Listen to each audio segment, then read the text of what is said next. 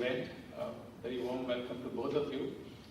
So today we are going to, of course, celebrate the achievements of the students in the academy over the year, but also to celebrate what I regard as an important India-Australia partnership. I believe that this relationship is unique. Two universities in the two countries who have come together to deliver a joint PhD program.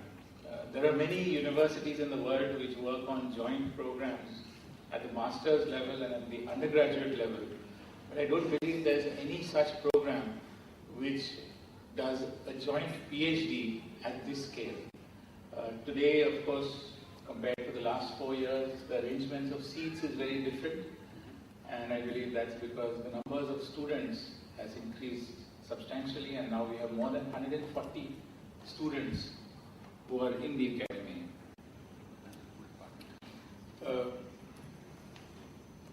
This year is the second year that we have graduated students from the academy. 8 students received their degree from Chancellor Alan Finkel. And I would like to thank him for being here for all 5 Oskar nights. I think that shows the commitment of Monash University, and we really appreciate the efforts that he makes to come down here and interact with the students. And then, of course, the last 2 years to actually give out the degrees to the graduating students and confer the degrees on them as Chancellor of the University.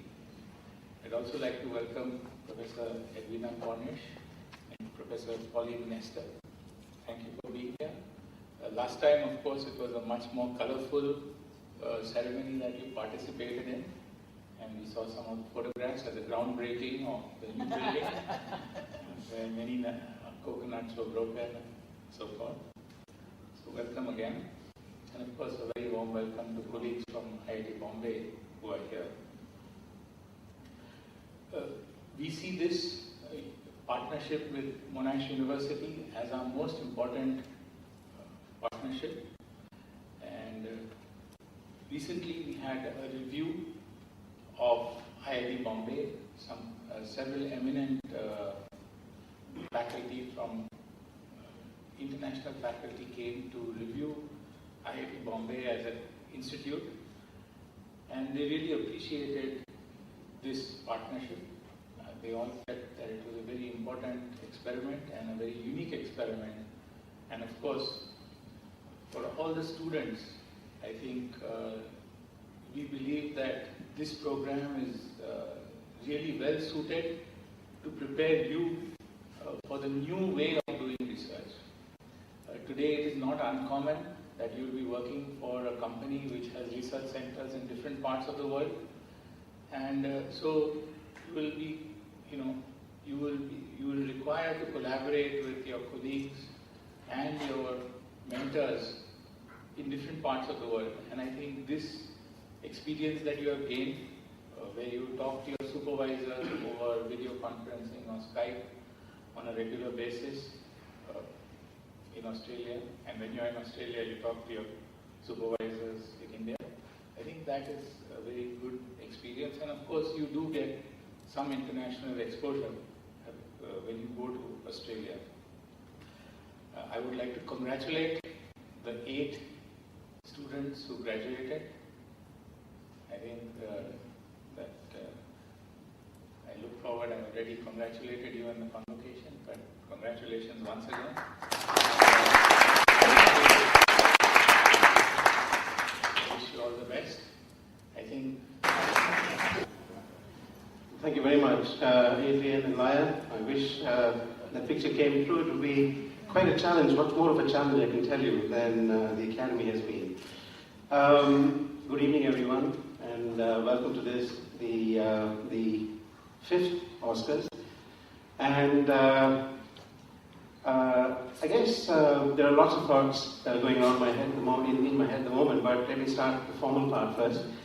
Mr. Mark Pierce, the Australian Consul General in Mumbai, Mr. Wayne Lewis, the Commissioner for the Victorian Government in India, Mr.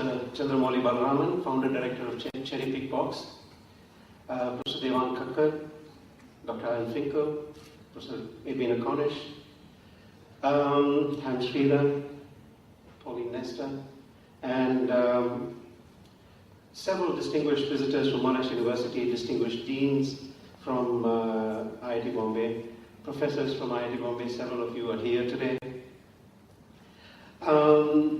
Professionals who work with the Academy in several capacities, and again, there are several of you here today who will take a minute later on in the evening to recognize your contributions to the growth of the Academy.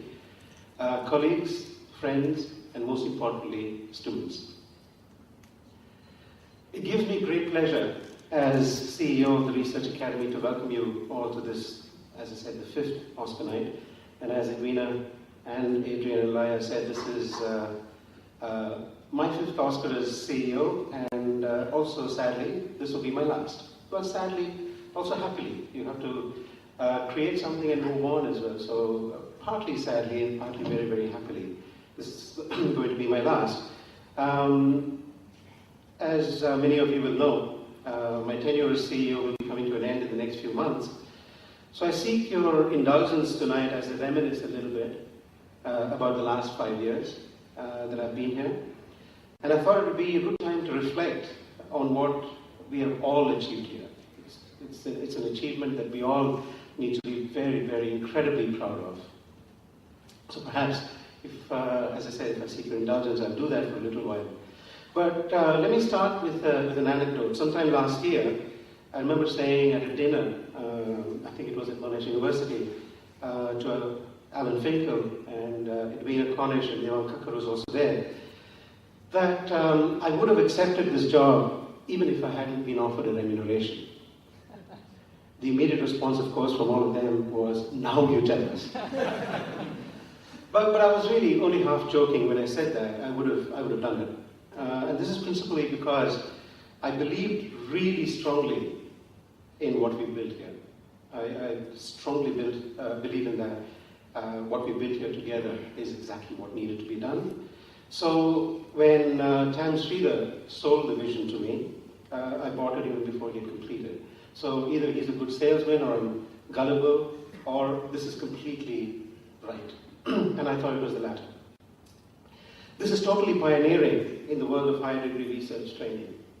In the world of higher degree research training. Not in India, not in Australia, but in the world. Today, many institutions around the world are looking very, very carefully at what we have achieved here.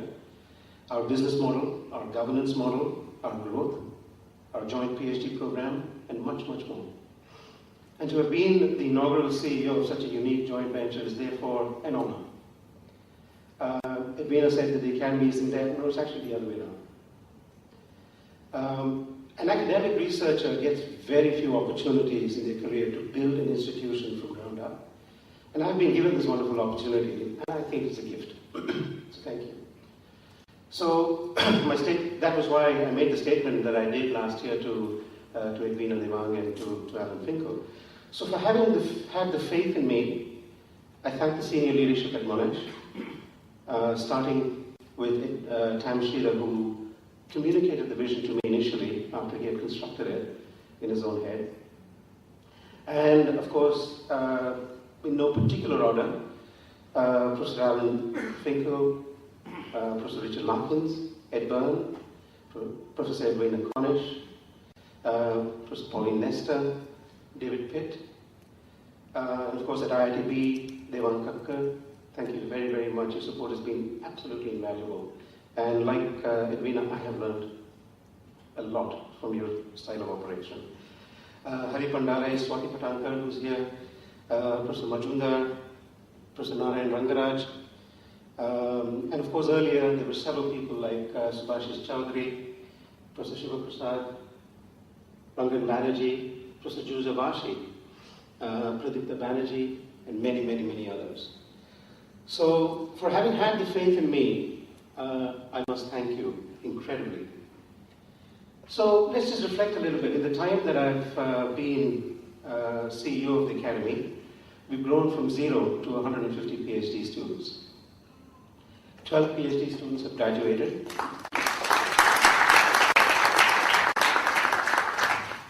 28 students have been reasonably well placed, some 75% of them in R&D centers. We're producing high quality research in excess of about 200 publications, engaging in deep, valuable collaborations with supervisors from both Monash and IITB. And it's a moment that I want to take a break from this to recognize the incredible contributions of supervisors and guides from both IITB and Monash University. Some of you are here. Let's acknowledge them.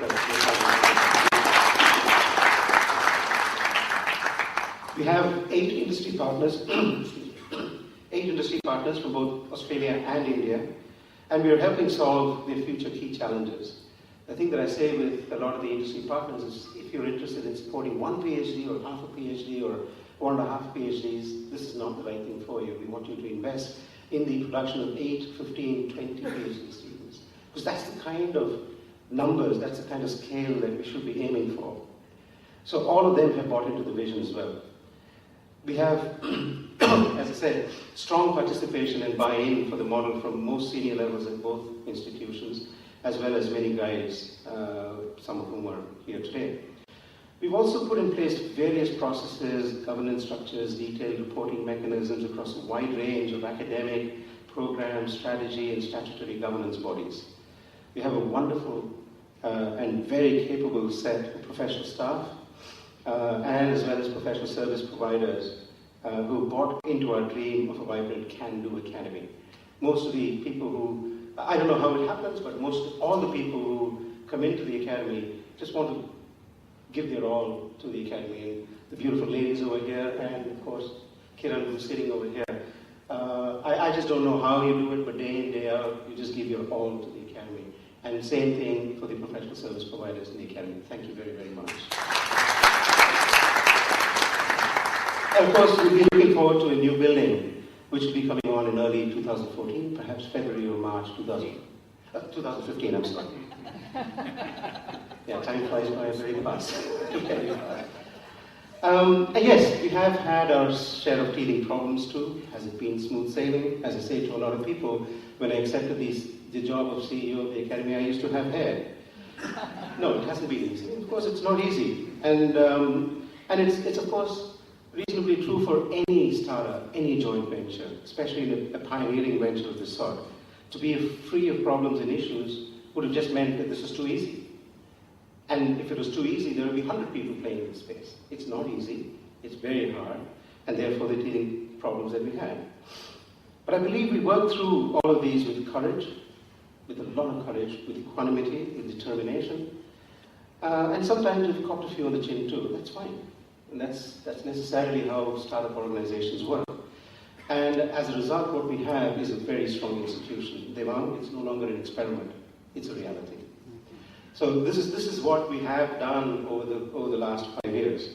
What we've got is something which is a reality, it's a strong institution, and we're here. So every time someone at IITB had said, oh, we can't do like that, things like that in the program, we don't do things like that at IITB. Or every time I had $1 for everyone at Monash that said, oh, we can't do things like that in the program, we don't do things like that at Monash, I would have been a very, very rich person, and again, I wouldn't have needed the remuneration as CEO. But that's part of a joint PhD program. We've taken some strong and wonderful elements of a PhD program from Monash, and some really strong and wonderful elements of the PhD program from IITB, and coalesced them into something which is very novel and quite unique. We just needed to allow that coalesced entity to gain its own identity. And of course, it's going to be different to what each of the institutions have, Monash as well as IIT Bombay. And perhaps slightly different to that which we had originally envisaged. What we have is definitely that. But this is not just about the academy. Tonight is about the building and the institutions and the governance structures and all that. Tonight is really about the students. And I want to start by requesting the 8 graduates from yesterday to stand up. I'll read your names out one by one. Dr. Naveen Nair, Dr. Nilesh Vaikar, Dr. Bharat Padikar, Dr. Kunal Singh, Dr. Neeraj Ramesh, Dr. Ruchi Grover, and Dr. Rimi Chakravarti, and Dr. A.R. Balamurli. Dr. Bashir.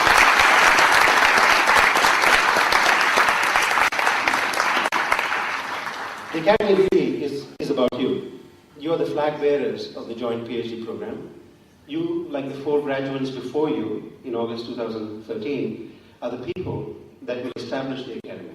We've done the work, we've done the bricklaying, if you like, but you're the guys who are actually going to establish the Academy as a brand out there in the future.